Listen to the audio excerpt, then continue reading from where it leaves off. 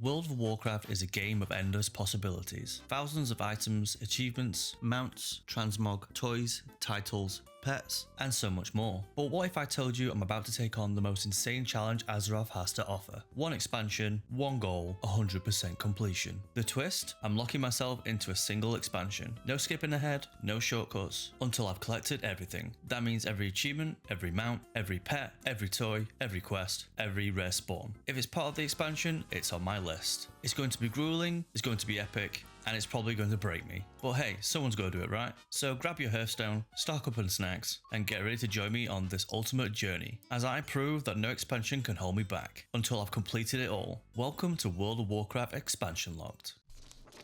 Hey everyone, welcome back to Expansion Locked. In our previous episode, we reached 30% collected in the Shadowlands expansion, got the Undying Army and Death Advanced reputations to Exalted, completed my first World Quest achievement, got the Snapper Soul Shape from the Queen's Conservatory, got 3 pieces of the Twilight Grove set from Korthia, unlocked and made a Dark Iron Dwarf to collect a Mole Machine in Ardenweald, and finally we collected the Frog Soul Shape by fishing in Shadowlands, which gives me a total of 30.80% collected on the Shadowlands expansion. But there is plenty more to collect, so let's get into it.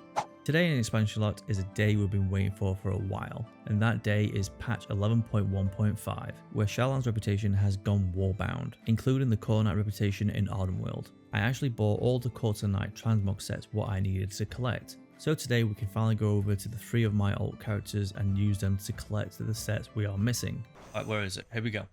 So this is the Winterborn Warbark, which is the Court of Night plate armor set collected. Okay, so the next one is this set, which is the Winterborn Goose, which is the male set for the Nightborn. The Court of Night. That's it. Collected. That's the cloth set collected. Okay, so now Ardenweald should be up a lot. The actual zone. So we was on 82%. What are we now? So it's gone up. Let me refresh. It's gone up from 82% to 85.89%. So from collecting all 3 transmog sets, we have gone up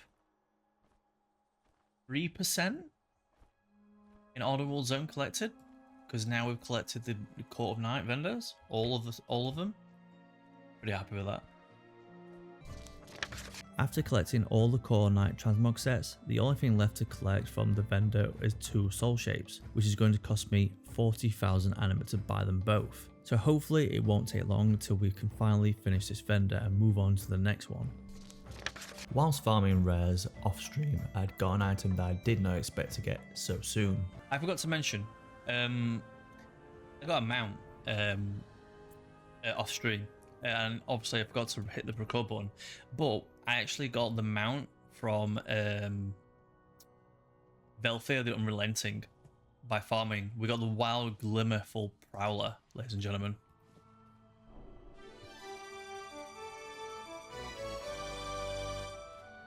So we got this mount added to the collection.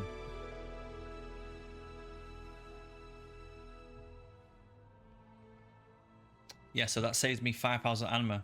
So that's good. I don't have to buy from the shop. So I'm only missing literally 1 item from that rare, and we're done. Since it's the start of a fresh week, yes, you guessed it, I was doing my normal routine of dailies and weeklies. But you guys in stream told me that there is a Necrolord Covenant Assault quest that I need to do today. The quest I need to complete is called Clearing the Walls. Now this quest had me go into a golem machine from the Kyrian to jump and scale the walls, which I needed to clear the walls of enemies and objects. But the main reason for this quest is to collect the Moorsorn caches on top of the walls. Now I did get the achievement for collecting 10 of these chests. Oh, there we go. Up for grabs. What's this? Oh, that's where we get 10 Moorsorn caches. Sweet, with the Necrolord Covenant Assaults up. Sweet. That's another achievement down. Let's go, boys. But the main item we needed from the chest is the Quartered Ancient Ring. As you can tell by the name, we actually need 4 of these rings, which we combine together to make the Nilganihmaht Stone Ring. Now, why is this ring so important? Well, because this item we need for a mount called Nilganihmaht control ring. And if I don't get this done today, then I will have to wait a very long time before this quest comes back along again. After jumping across the walls for a while, I did find the first quartered ancient ring, but I still need the other 3. Luckily, I got the second one by handing in the quest clearing the walls. Now I just need 2 more. Again, you guys in chat told me that one of the quartered rings drops from a rare in the Necrolord Covenant Assault, called the Mad Maw Construct. Unfortunately, I didn't have time to wait and kill this rare as I needed to log off for the day, but I will log on in the morning before I go to work and see if it's actually there. I forgot to mention, this morning I went back and I got the other fragment from the rare. I went this morning and nobody was there and the rare was up, so I got the other fragment. So now I have 2 fragments of the ring. Well, I made the right decision because the Maw Mad Construct was running around the Covenant Assault as soon as I logged on, so I killed him and got the 3rd ring. After I came back from work, I logged back on Tubestake and continued my routine of weeklies and dailies so I could finish them all for this week. I will go back and get the 4th quartered ancient ring another day, because I have other plans in mind this week that I've been meaning to do since I have started this challenge, and that is level my alts. The last time I was leveling my alts was when my warrior got to level 60, but since time walking is available again this week and I don't need a soul shape from this particular time walking dungeons, I thought it would be a great opportunity to level my alts. Whilst I leveling my warrior, I changed his covenant from Necrolord to Nightfey, and I spent 10k Anima on upgrading the Anima conductor to level 3. Now I know what you're thinking, why are you upgrading the Anima conductor to level 3 when you already have it on your druid? If you remember in one of my previous episodes, I explained rare spawn mobs only drop their items if your class can actually wield the item, and the Anima conductor has 2 rare spawns. One is located at the theatre in Ardenweald, which has multiple rare spawns you can summon on a daily rotation. Luckily, Tubestake has all the items from this rare apart from the staff, which he's farming daily. But the next rare is Velfir the Unrelenting, which we have been farming with Tubestake daily as we need the axe. But I fear the axe won't drop for me because Tubestake can't wield the axe. So that's why I've sacrificed 10k Anima to have a better chance, and hopefully it pays off. After setting up the Anima conductor on my warrior, I finally managed to get him to level 80. Level 80, ladies and gentlemen. We did it on our first alt.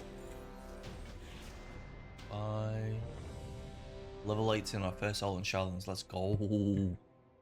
But not only that, I actually forgot we could also buy his class conduits. To buy all my class conduits, I just need to be level 60 on a class I wish to collect the conduits on. To purchase all the conduits, I arrived at a vendor called Iudara, who is right next to the Flightmaster in Oribos, and purchased the item Incense of Infinity. Once I got the Incense of Infinity, I used it and it gave me all the warrior conduits. And the only reason why I remembered is because you guys in stream reminded me to go and get them. Honestly, the amount of times you guys have helped me on this challenge is incredible. So a big thank you to everybody who has given me advice on comments or in stream. And also don't forget, if you want to watch this challenge live, you can on Twitch and this very channel on YouTube.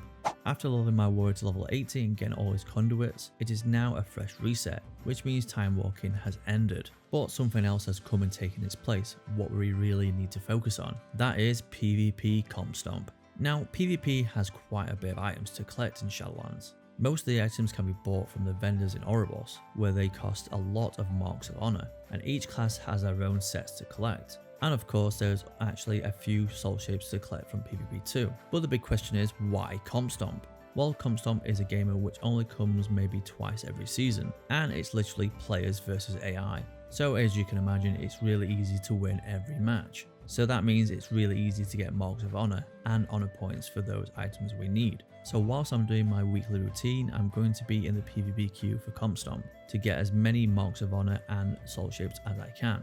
Whilst I'm doing all this, here is another attempt at the Necro Ray egg. So this is attempt 17 at the Necro Ray eggs. What the hell is this? Apprentice slime made to boots. What the frick is that? That's a toy. Oh, okay. What does it do though? What the hell does it do? Does it leave a trail of slime? It leaves a trail of slime. Slimy shoes. Okay, I'm happy with that. That's pretty cool. Slimy shoes. Well, I wasn't lucky enough this time to get a Necro egg, but at least we got a toy that we needed to collect. But that wasn't all that dropped for me. So whilst doing a lot of comp stomp, I actually got both soul shapes I needed from PvP. There we go. What do we get? Oh, the shovel tusk. Let's go, guys. Let's go. So it's us versus AI. And we got a soul. Yes, we got a soul. Get in. We've got the Wyvern soul. Awesome. Oh, it works. Sweet. Okay, the Wyvern soul from PvP. It's pretty cool. No way. That's so cool. Oh, that's such a cool fucking form. Holy shit. Shovel tusk. I can get why it's called shovel tusk now. That's pretty sick. I love the shovel tusk soul shape. It's definitely one of my favourite looking ones so far. Whilst I'm back in Ardenweald to hand in these two soul shapes, I thought it would be a great time to do some runs of Mystic Tyrannicide for the Crown of Autumn Flora. Unfortunately, this item still has not dropped, and we are currently at 42 attempts. But there is one thing we can complete. Collected the plate set, we've collected the mail set, we've collected the leather set. So the cloth set, mount, recipe, mount, back piece, pet, and these are the last two items. Ram soul and the cricket soul. Alright, we've got the ram soul. And now we have the cricket soul. Now that means we are fully collected on the Court of Night vendor. Let's go, guys. Court of Night's officially done. Well, that's it. We have officially completed my first vendor in Shadowlands, which is the Court of Night vendor. But then the next question is, what vendor do we start next? Well, there's actually another vendor in Ardenweald Zone called the Master Kirk Salon, who is located right next to the theatre in Ardenweald. Master Kirk's lawn sells transmog, battle pets, and of course, soul shapes. To complete this vendor, I need 40,500 anima and 500 pet charms. Whilst I was there, I had enough of both battle pets and some transmog items to get me started. And I'll collect the dagger. Boom. Nice. Okay. And then we have the Leafador. Now there is one more vendor I want to see today, and that is the PvP vendor in Oribos, because I think I have enough Marks of Honor to now buy my first PvP weapon set. Before I spend my Marks of Honor, let me explain why Comp Stomp is the best way to get Marks of Honor. Once you finish any match of Comp Stomp, you will get a chest that may give you between 1 and 3 Marks of Honor. These matches last around 5 minutes each, but that's not the only way you get Marks of Honor. Whilst you're killing AI players in Comp Stomp, you and your team are getting honor points for every kill you get. Per match you'll get between 480 to 533 honor points, depending if you drink an honor potion before the match.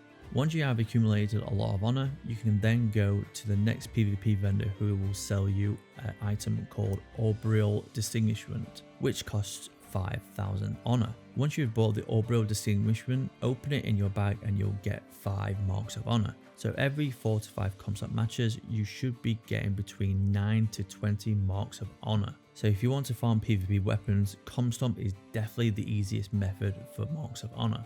I arrived back in Oribos to buy my first PvP weapon set. Each one costs 80 Marks of Honor, and there is 7 PvP weapon sets to collect. There is 1 for each Covenant and 3 sets for each season of Shadowlands. Now, since I'm still working on the Ardenweald Zone, I thought it would be a good idea to buy the PvP set for Ardenweald for my first one.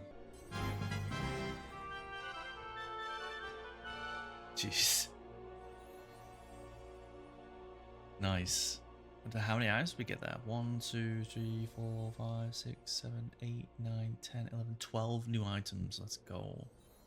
After buying my first weapon set for PvP, I am now set at 31.40 collected in the Shadowlands expansion. And I think this is where I'm going to leave this episode of Expansion Locked. If you watched this video all the way to the end, I just want to say a big massive thank you for watching. And if you enjoyed this video, be sure to leave a like, comment and subscribe for more Expansion Locked episodes. And if you want to watch this challenge live, you can on Twitch and this very channel on YouTube. Thanks for watching, and I'll see you in the next one.